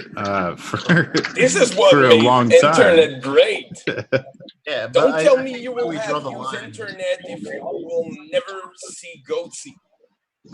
I think where we draw the line is where content hurts people. And that's kind of a little moving line. There's obviously a hard line where certain types of content are definitely hurting people. But, that's a moving thing. So I guess that's what Readme was saying. Well, website like Rate My Poo will always exist. You can't get rid of bullshit on the internet. That's impossible. Like, even right now, if you go on Facebook, you're probably going to see Nazi shit if you have Nazi people in your friend. Well, I mean, it's the same concept, but just decentralized. It's the back end and the API that are decentralized. In general, there's a difference between, separating the technology and the users. Oh, yeah. Hey, sorry about all that. User don't exist. We're all bot. What's up, Posix? Not much. I think Apple got all my 0 days now. They got all your 0 days? Yep. We're talking about decentralization now, for platforms like Matrix and torrents and things like that. Do you have any thoughts on that? Decentralization is a very scary path to go down. Basically, Why? It means anyone can take over it. DNS, Bitcoin. No. Like 51%. Well, the thing is, it's not all using DNS, and that's a false conception, because most of decentralized protocol or software use integrity checkup, and of course there's flaw. Like in everything, I don't believe in flawless software. I don't know. I just think if anything is decentralized, someone can centralize it, even while it's decentralized. I mean, it's about maintaining control over a certain percentage of the nodes, which is usually 51, right? control more than half. No. If you don't use burn of proof, you're stupid. Basically, with Bitcoin, when you decentralize something, you don't want to make money. Burn that Bitcoin, like burn everything that you mine. Blockchain provide the best entropy. What happened when you delete something of the blockchain? Decentralizing has a lot of great things, but it is still it's a very weak chain or a very weak link in most chains. No, TCP is decentralized, UDP is decentralized, SMTP is decentralized. It's only the top layers of internet like DNS and those kind of things that are not decentralized. Well, DNS is decentralized. It's the software level. Okay, BGP. Oh, BGP. It's decentralized, right? Yeah. Shit. No, that's a legitimate argument, though. I'm glad that we're having this discussion because that is the example of it where people say, like, okay, you can or cannot. It's decentralized. Everybody can just say whatever they want to, and it's like, oh well, I don't like that, so I'm gonna block you. Like you're not really gonna block somebody on BGP. Like you're not gonna be able to talk to anybody else. Yeah, but in more modern versions of decentralization, you've got some sort of cryptographic verification that people are who they say they are. So the big platforms out there right now is like a decentralized version of Twitter, right? Would be like Mastodon. Patchwork, Patchbay. Yeah, so Scuttlebutt, right? It's kind of like the decentralized version of like Facebook-ish stuff. Well, that's like a pack of every fucking social media for real, because you can play chess, you can store book, you can do shitload of things. You know what I like about Scuttlebutt is I like the idea of setting up nodes that are local, like actually putting a server in like a coffee shop or a pub. Yeah. And like a park. Yeah, and having people have it actually be a decentralized communication platform for people that are in the same geographic area. Yeah, on Matrix there's a mesh network in I think they are in Toronto and they reached New York or some stuff like this, but that's what they did. They have bunch of node everywhere. That's pretty cool. And then you got Matrix, which is, sort of like the decentralized version of like Discord, I guess. I mean, like IRC is, I guess, decentralized. See, but Matrix is not only for chatting. You can have a blog on Matrix. You can send SMS on Matrix. You can post on Facebook. That's the thing. Matrix can do pretty much everything. Yeah, it's a bridge. No, not only bridge. It's totally different, but it's like RC. It's not a bridge. You can connect to RC from Riot or other client because it's integrate. It work with it. Basically, the bridge. Why you need the bridge is because the other, like Discord, won't be compatible with it. So they need to provide a helper, so it can send the data to them. Yeah. And it need to initiate the transaction. So here's something that Plasma has just asked that is actually interesting question here. How do you ensure then that decentralized software is up to date and secure? Can you repeat? Yeah, you're cutting out a little. So how do you ensure that decentralized software remains secure and up to date? Because as you pointed out, I haven't updated to the latest version of Matrix. It means I'm a version off from you here. Exactly. You just said it. Yep. Because we're able to see the version when you look in the option. But what does that do for people who, let's say, how Microsoft forces you to update, or Apple forces you to update on things, right? Or app update in the background on it on can't Google be and stuff like that. worse than Because nothing Facebook storing password in plain well, text. maybe Facebook isn't an example, but let's think about, say, Android, right? There's a similar problem with Android, with OEM images, right? Where there's a ton of different images from manufacturers that all have the stupid custom splash screen of like Verizon or whatever, and those things, the upstream changes to the Android kernel don't reach the end users until after the vendors as well as the carriers have to do their thing with it, and it just takes a long time. Yeah, but then that's not decentralization problem. That's something that is already happening, and that third party and business have proven that they're not trustworthy. I mean, I don't know a single company that didn't get hacked. Well, all right. So here's the Nginx, right? The Nginx vulnerability is totally going to impact Matrix servers, or has. And well, that's why you gotta use Iawata, or I don't know, Caddy, or other web server. You don't have to use it as part of the stack.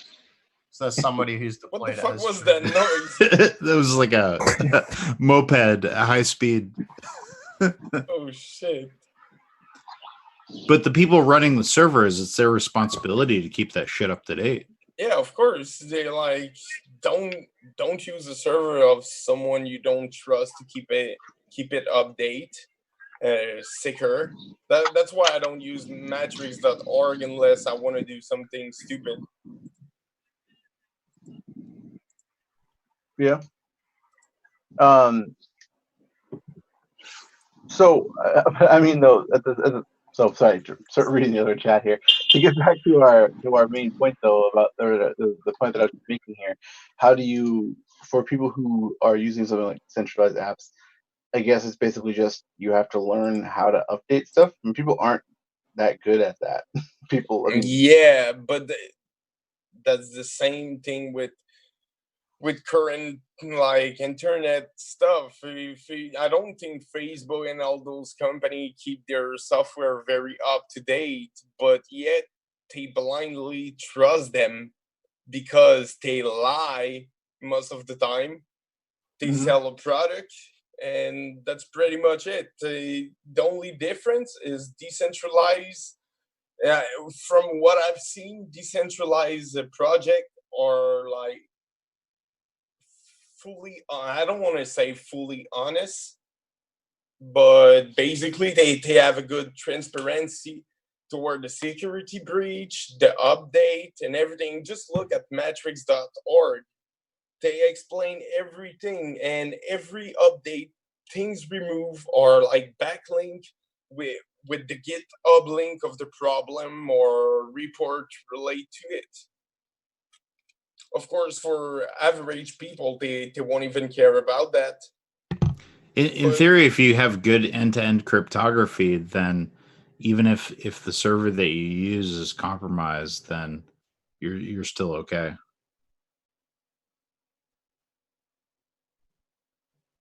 Again, depend like at which level you got compromised, because if the person like break in your computer at some point, like you think like encryption is rendered useless. But I'm just saying, if I use your server and your server is compromised, but there's good end-to-end cryptography, then maybe my message doesn't get where it's going. But oh no, of course, like the integrity should be good. They don't have the priv key, which should be like encrypt another partition. I would suggest like encrypted partition and all the things that you can do. If they don't have the priv key, there's not really a way that they're gonna decrypt like high standard of encryption. Yeah. So I guess, where do you see all of decentralization stuff going in the future? Because we've identified some of the biggest problems, which are user adoption and also trust within the supply chain of it as well. Where do you see, I guess, this sort of thing going? Because you're Atmos, you're familiar with a lot of the bigger projects here. Yeah, that's what is harder for me right now. Like, I don't want to mix project and stuff, and yeah. Yeah, I mean, so are you that like I think it was Hook brought up a Twitch chat about decentralized voting systems and stuff like that. Do you think that it'll have more adoption by, say, like traditional organizations, or do you think it'll remain something that's more for the power user like us? Well, there's a project that if you were with me in the chat in the past few months, it's impossible that you haven't seen me stating this name. It's Blockstack. I talk so much about it. Some people might think I just work there or I own fucking shit. But yeah, it's fucking cool because if you think about the blockchain that we mentioned, usually people are gonna refer to cryptocurrency, of course, because it did involve money back then. But right now, think about your wallet holding your password, your data, and the only key that has control over all your thing.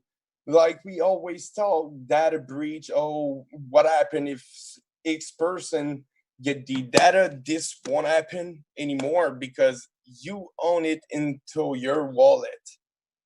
Mm-hmm. And most of the authentication is done like locally. You generate, the only thing they have is like a one-time password and the data that you want them to store.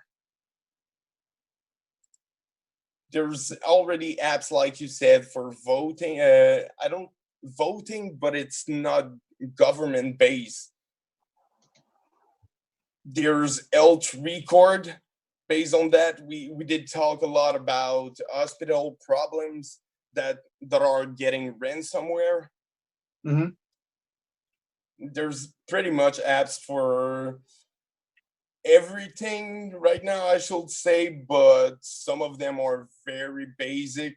And the way they did and like start this project is very special because instead of doing like everybody, like every company, they do their white paper in first place, even before having something to show to the user.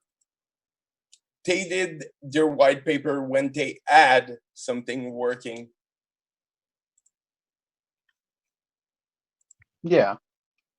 But I mean, do you see though? Do you think though that this stuff will be more widely adopted in like say like 5 years? Well, not in 5 years, in less than 1 years, pretty much. I'd say 30% of business that you know that have product will have shift. Mm-hmm. I will. Shit, I can't state the name because of my work, but there's huge company that makes game. I'm gonna say that like this that are shifting like their whole infrastructure to decentralization. There's France government that is creating their own federation for Matrix. There's a lot of huge company. Devolution, where I worked for, are already offering service of decentralization to our customer. So it's happening. It's just not at the user level right now. Mm-hmm. So here's the other thing too.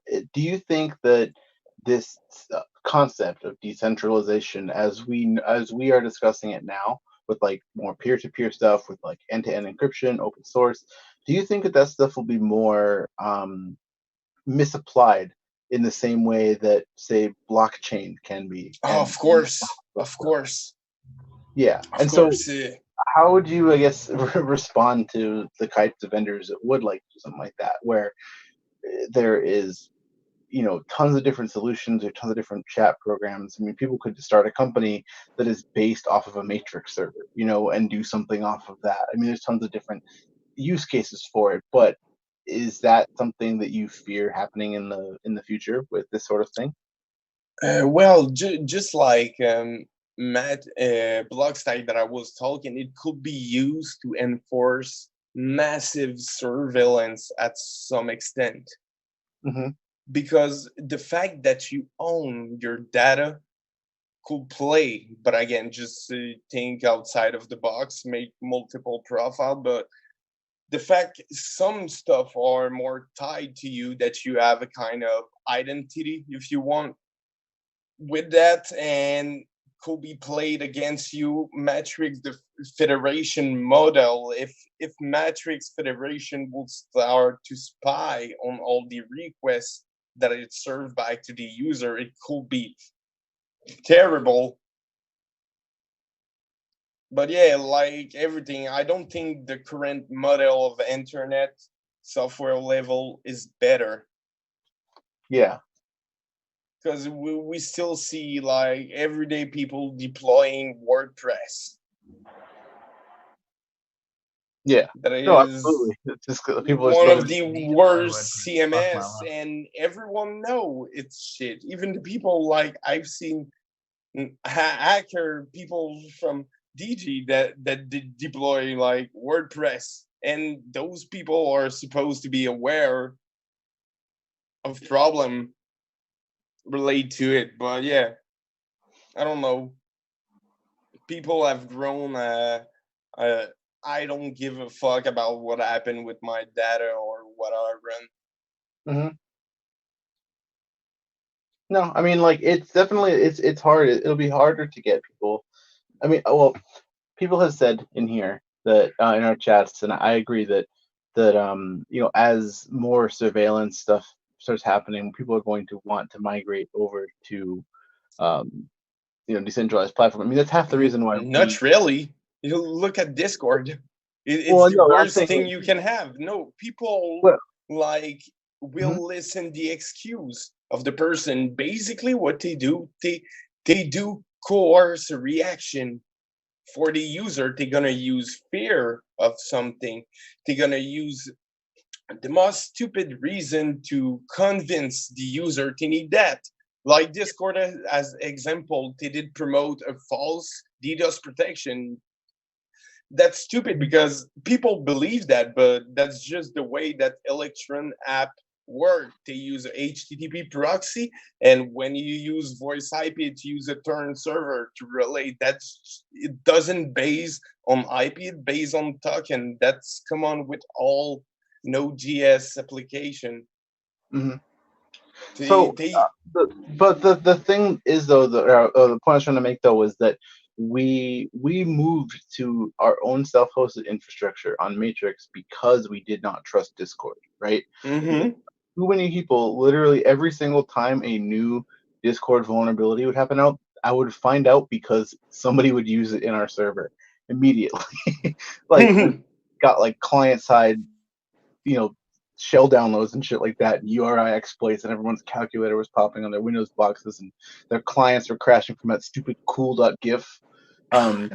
All those things were literally tried out on our server immediately, and I'm like, fuck, there's really no way to do like any sort of filtering or traditional moderation that you would for, say, like IRC or any other sort of self-hosted thing.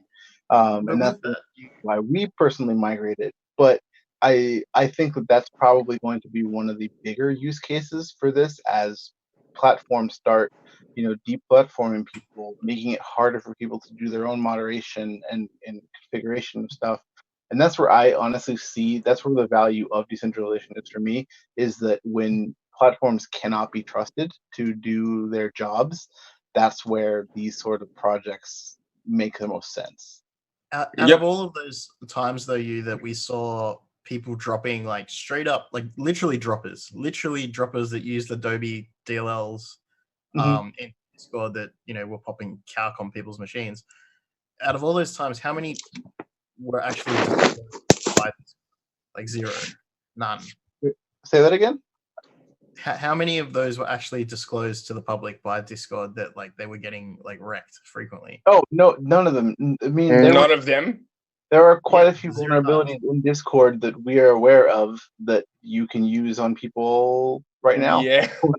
And so, and they're not that good at I mean, they can be in some ways at triaging stuff, but as far as being able to communicate that to people, I mean, they do the automatic updates, but there's still tons of different ways in which that they're, I guess, there's a lot of The ways. thing is, Discord don't want smart people. They want dumb people on purpose. Like the company owning it is called Hammer and Chisel. It's a fucking data mining technique. Yeah. It's stupid. You can't even report vulnerabilities to them without getting insult.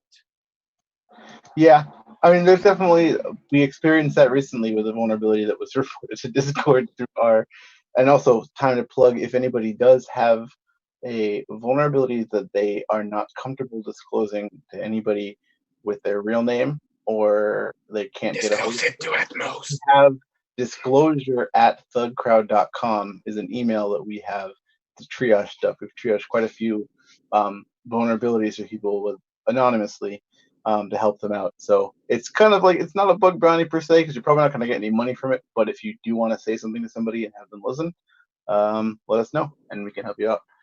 But yeah, I guess the final thoughts on this though is that, there's quite a lot of push towards decentralization in a lot of sectors, and I think that there will be a bit of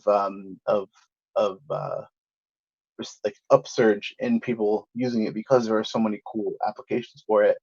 But it will ultimately, I think there will be, quite a bit of time before the average user will actually really care about this stuff, other than us who like are literally. I think that's a good point. And basically, if someone want to market it, they should try to get an audience that won't care about decentralization and offer a product and advertise that product other than decentralization aspect. Mm-hmm. Because average people, even if you tell them decentralization, the only thing they have in their brain is fucking interrogation point, or what the fuck he's talking about. I want to go watch porn. I was looking at different agile boards and Kanban stuff and whatever for task tracking recently, and I came across effective.af, which is effective.af on GitHub. It's written in Go, seems pretty nice. But then you have a look at their website, and they're just marketing like, task trackers for volunteers who are like activists and whistleblowers, decentralized. Like the second you see all that, I will not trust that for real. No, you just go like, I don't want to use that. That seems like a terrible idea. But the thing is that what the people like, what end users are going to want is a stable product that that they have a good user experience, and they don't know that it's decentralized. If you're trying to sell that it's something, sell on the fact that it's decentralized, people glaze over, and you have to remember that most people don't give a shit. Yeah. So I think the answer to that is to make it local. If you can translate decentralization to localization, I think that's the ticket. Well, but again, that's another word for peer-to-peer. Well, not all decentralized or peer-to-peer, but yeah, basically, another word will be fucking essay system.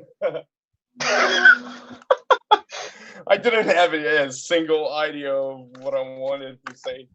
Don't smoke weed, kid. Well, couldn't have said it better ourselves. One second, over here. So yeah, thanks everybody for listening to our hearty conversation here about decentralization. Thanks everybody for asking questions in the chat too. We have a lot of awesome people here at Tac Dogs. Thanks for putting stuff out there for us.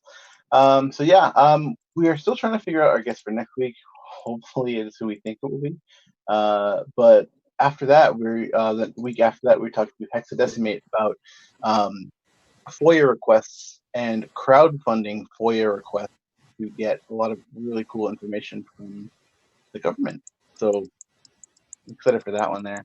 But yeah, until then, does anybody have any last words or anything they want to say about us before we get done? Quick shout out to Echo for his 1,000 bits. Yeah. I have a quick thing. Sure. This is kind of general, show stuff, but I'd like to know kind of chat-wise if you guys want to vote in the chat. Podcast structure. Like we had a great talk today about the news and then the decentralization talk. Do you think it'd be better to have those as separate episodes released on the podcast apps, or as just one long episode? Maybe we should do a poll where people can suggest ideas. Yeah. That would be awesome. We'd like to hear what you guys think, and all suggestions are welcome. Yeah, we can definitely put out some polls about stuff because we have a lot of questions about things. We want to make stuff a bit more user-friendly. A lot of our things have been very bespoke and obscure, and other words for not for normal consumption. So we definitely want to be able to have stuff for people to be able to talk with us, chat with us, ask us questions, report phones through us, whatever. But we want to also keep things secure and fun and have the features that we want. So and don't shout out to galoshes when you act. Wait, what? Go ahead. Club? Yes. And shout out to the VPN Club. Thanks to everybody who supports them too. They are a great organization. All right, we'll see you guys next week. Thanks so much for hanging out, and that's it. Shut up and get a fucking lawyer. Yeah, that's how you do it. Good night. No crime.